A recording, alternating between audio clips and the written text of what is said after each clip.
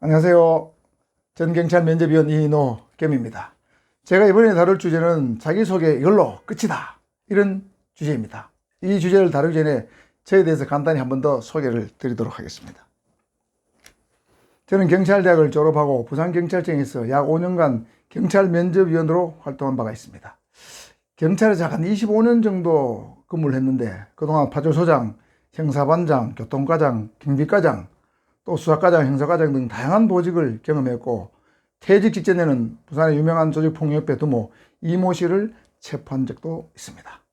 현재는 부산 소재의 한국경찰학원에서 경찰 면접 전임 강사로 10년간 활동하고 있고, 경찰 면접관 경험 있고 경찰 조직에 대해서 가장 잘 알기 때문에 경찰 면접 분야에서 누구보다도 저는 강점을 가지고 있다고 자부합니다.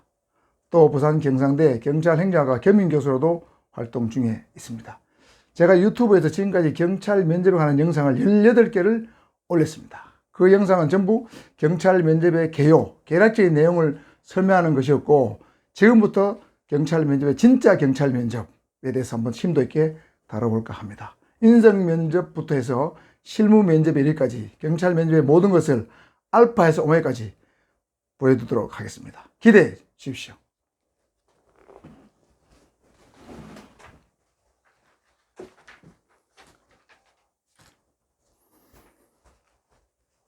자, 경찰 면접뿐만 아니라 모든 공무원, 기업체에서 빠지지 않고 단골로 출제되는 질문이 바로 자기소개입니다.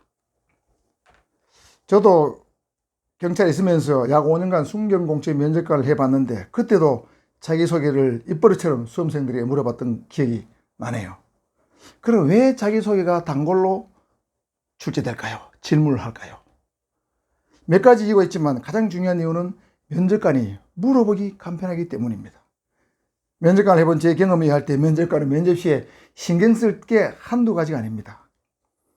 우선 수험생이 입장하는 태도, 인사 자세, 용모 복장, 인상도 봐야 하고, 학생이 어떤 질문을 했을 때 거기에 꼬리 질문도 하고 또는 압박형 질문도 해야 합니다. 또 강제 배분을 고려해서 수험생에게 S, A, B, C 등급 중에서 어떠한 등급을 줄 것인가, 이것도 생각해야 합니다. 면접관은 이런 다양한 점들을 고려해야 하다 함으로 정신적으로 매우 피곤해지기 쉽고, 그러다 보면 자기소개 같은 간편한 질문을 던지기 십상입니다. 그래서 수험생이 어떤 인생의 소유자인지, 어떤 독특한 경험을 가지고 있는지를 짧은 시간에 가장 간결하고 개괄적으로 알아보기 위해서는 자기소개만큼 수월한 질문이 없습니다. 따라서 자기소개도 간결하면서도 임팩트가 있어야 합니다. 지루한 자기소개는 절대 금물입니다. 임팩트가 있으려면 한두 가지 매우 인상적인 경험이나 사건을 얘기하면서 거기서 얻은 교훈이나 각오나 포부를 마지막에 강조하는 방식으로 해야 합니다. 그런 의미에서 임팩트가 있는 S등급, 최고 등급 자기소개 예시문 2개를 제시해 보겠습니다. 집중해서 한번 들어주십시오. 첫 번째 예시입니다. 자기소개 1입니다. 60초짜리입니다. 스스로에게 항상 당당하자라는 마음가짐으로 살아가는 임영웅입니다. 저는 대학생활 중 소방구조 스포츠 분야에서 국가대표를 선발하는 체력 테스트에 응시하여 국가대표로 선발된 적이 있습니다. 국가대표로 러시아에 도착해서는 태극기를 단 만큼 긍지를 가지고 각국 선수들과 선의의 경쟁을 하였고, 제 자신에 있어서 자랑스러운 경험이 되었습니다.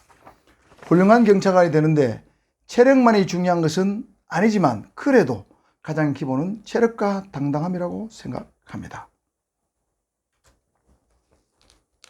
매일 밤 잠들기 전에 가슴에 손을 얹고 하루를 당당하게 보냈는지, 그렇지 못했다면 내일은 꼭 그렇게 보낼 수 있도록 스스로 마음을 다잡았습니다. 스스로에게 당당하다면 어느 곳, 어느 누구 앞에서도 당당해질 것이기 때문에 이 다짐을 지키기 위해서 평생 노력할 것입니다. 경찰관이 돼서 가슴에 경찰 마크를 달고 평생 자랑스럽게 근무하고 싶습니다. 자, 예시 2를 한번 보겠습니다. 50초짜리입니다. 저는 대학 졸업 후 일본어 JLPT 1급 컴퓨터 국제공인 자격증을 취득하여 약 1년간 일본의 IT 기업에서 해외 인턴십의 경험을 쌓을 수 있었습니다. 그 경험은 단순히 외국어와 컴퓨터 기술만 익힌 것이 아니라 언어와 문화가 다른 낯선 일본 회사 동료들과 어울려 친한 친구가 되었고, 지금까지도 서로 연락을 유지하고 있는데, 사회생활은 자격증과 같은 드러난 능력도 중요하지만 인간관계나 의사소통 능력 같은 보이지 않는 능력도 중요하다는 것을 깨달았습니다. 또 다른 사람을 도울 줄 아는 사람이 되어야 한다는 부모님의 가르침과 의경실의 경험을 종합해 볼 때 기업의 이윤보다 공익을 위해 일하는 것이 보람이 있다는 것을 깨닫고 경찰이 되기로 마음먹었습니다. 보람은 결코 돈과 바꿀 수 없다고 생각하는 예비경찰 임영탁입니다. 이렇게 50짜리 2개입니다. 자, 2개의 예시문을 한번 들어봤는데 이 예시문에 대해서 한번 평가를 한번 간단히 한번 보겠습니다. 자, 1번 예시문은 소방구조 스포츠 분야에서 국가대표로 선발된 경험을 바탕으로 체력과 당당함을 겸비한 경찰이 되겠다는 그런 자기소개입니다. 자, 이때 자기소개를 굉장히 임팩트하게 잘했죠? 잘했습니다. 딱 한 가지 임팩트한 경험, 러시아의 국가대표로 갔던 경험, 그 경험을 자기소개의 소재로 활용했기에 면접관은 이수강 생이 어떤 사람인지 바로 파악할 수 있습니다. 사건이나 경험을 여러 가지 나열하는 것은 좋지 않다. 아무리 좋은 경험이라도 한 가지, 아무리 많아도 2가지를 초과해서는 안 됩니다. 면접관은 생각할 게 많다고 했지 않습니까? 그래서 자기소개는 간결해야 합니다. 자신을 압축해서 표현하는 것이 면접관에게 임팩트한 인상을 줄 수 있습니다. 자, 그렇지만 방금 봤던 그런 자기소개 이후에는 이러한 후속 질문 또는 압박 질문을 받을 수 있습니다. 그렇게 체력이 강하다면 이번 체력 시험에서 너는 도대체 몇 점을 받았느냐? 이럴 때 학생은 저는 45점 이상을 받았습니다. 47점을 받았으면 그러면 아주 진정성 있는 자기 답변이 됐죠? 30 몇 점 받은 사람은 이런 자기소개를 하면 안 된다. 아시겠죠? 자, 또 다른 후속 질문은 체력 이외에 경찰관이 되는데 필요한 자질은 무엇이라고 생각하는가? 이 학생은 체력하고 당당함만 강조했는데 혹시 다른 자질은 뭐라고 생각하는가? 여기에 대한 후속 질문에 대한 답도 여러분 생각하고 있어요. 되겠죠? 자, 후속 질문에 대비해야 됩니다. 2번째 예시문에 대한 평가입니다. 자격증 취득을 강조하고 있는 것처럼 보이지만 2번째 예시문은 사실은 본인의 인간관계나 소통, 의사소통 능력이 우수하다는 점을 오히려 강조하는 자기소개입니다. 자, 이런 자기소개도 매우 뛰어나지만 역시 마찬가지로 꼬리질문, 압박질문을 받을 수 있습니다. 예상되는 후속 질문은 이런 겁니다. 자, JLPT 1급이면 뛰어난 일본어 구사 능력자인데 경찰 조직에 그 정도의 뛰어난 일본어 능력이 필요한가? 그거 설명해봐라. 또는 상당한 컴퓨터 전문가 같은데 대기업 컴퓨터 요원으로 가는 것이 더 낫지 않느냐? 굳이 월급도 더 적은 경찰 조직에 들어올 필요가 있느냐? 컴퓨터 국정원 이사직을 뜻다 했으니까 이런 유형의 압박 질문에 대해서도 여러분이 답을 갖고 있어야 된다는 것입니다.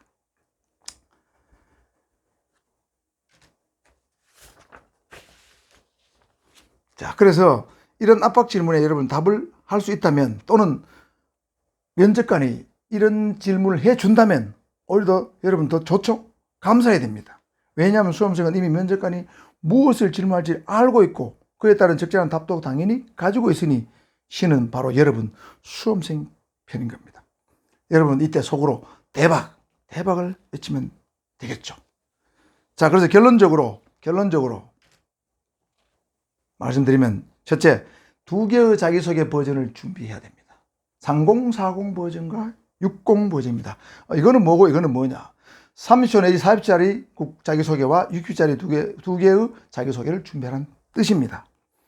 자, 왜 그러냐면 면접관이 만약에 시간이 충분하면 시간 제한을 두지 않고 자기소개를 시킵니다.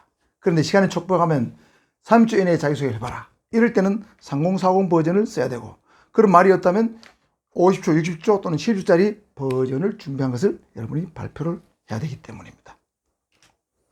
2번째 결론으로는 임팩트한 경험을 찾아라. 자, 아까 러시아의 상트페테르부르크 같은 국가대표로 선발된 경험, 그렇죠? 이런 것들, 일본에 가서 인턴십 했던 경험, 이런 경험을 찾아서 여러분 그거를 찾아내야 되고 매우 중요한 겁니다. 세 번째는 그 경험을 바탕으로 또는 사건을 바탕으로 스토리를 만들어야 됩니다. 면접은 스토리텔링입니다. 네 번째, 파생 질문이나 변형 질문에도 대비를 해야 됩니다. 자, 파생 질문, 변형 질문의 예가 좀 나오는데 한번 볼까요? 자, 자기소개를 시키지 않고 자신을 물건이라 생각하고 3초 내에 팔아보시오. 자신을 동물이나 사물에 비해서 한마디로 표현해 보세요. 가족 소개를 해보세요. 자신의 성격상 장단점을 얘기해 보세요. 이런 변형 질문이 나올 수 있고 또 자신의 인생관이나 가치관에 큰 변화를 준 사건이나 경험이 있다면 얘기해 보세요. 경찰관이 된 이후의 포부나 20년 후의 나의 모습을 표현해 보세요. 준비된 소개 말고 준비하지 않은 진짜 자기소개, 그거 해보세요. 이렇게 할 수도 있습니다. 이런 것들이 변형 질문이죠. 자, 이런 변형 질문에 대해서는 다음 시간에 한번 제가 다루도록 하도록 하겠습니다. 자, 결론적으로 자기소개는 한마디로 임팩트가 있는 경험을 스토리텔링 형식으로 자연스럽게 말하도록 하면 됩니다. 말하는 것입니다. 핵심입니다. 자, 그래서 미스터 트롯에서 진행왕을 차지한 임영웅 군도 한국어를 부르기 위해서 하루에 10시간을 일주일 내내 연습했다고 합니다. 여러분도 이 자기소개가 자연스러워질 때까지 수정과 말하기를 반복하셔야 합니다. 세상에 공짜는 없다는 것을 명심하십시오. 학교의 그날까지 마음의 흐트러짐이 없기를 진심으로 바랍니다. 저도 이 유튜브 10분을 위해서 많은 시간을 투자했습니다. 우리 모두 화이팅 합시다. 그리고 구독과 좋아요 눌러주는 배려심도 같이 있다면 금상첨화겠죠. 여러분 꼭 합격하시길 빌면서 제 영상 기대해 주십시오. 감사합니다.